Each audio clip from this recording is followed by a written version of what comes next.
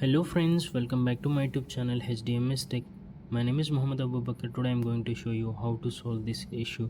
You can see here it is saying start PXE over IPv4. Once you turn on your PC, it is saying this message. For example, you can see I shut down my PC and turn on. You can see it is turning on. It will load the PC, the secured with Dell Safe BIOS, and you can see this still the message is appearing here. Why? Because it is not booting to the Windows hard disk or SSD or NVMe, whatever it is installed on your PC or laptop. It is taking the boot sequence, first boot sequence to the IPv4. So how we will change? Just shut down your PC again, the laptop or PC. Just again turn on and press F12 to go to BIOS or escape. It's based on your laptop brand or PC, and go to the boot configurations, and you can see here boot configurations.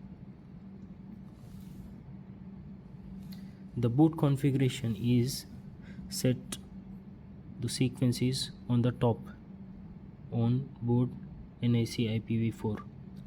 So we have to change this one to boot manager on the top first, so it will work.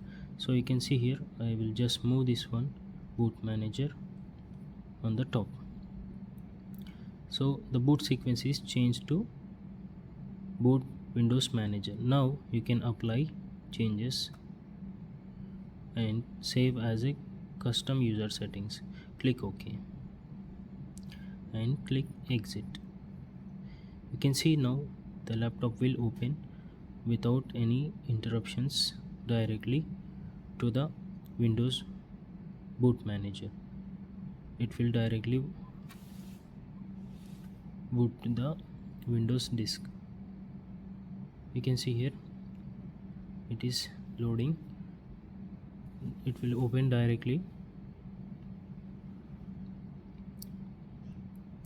It is taking little bit time. It's depend upon your PC hard drive or the hard disk or SSD or NVMe.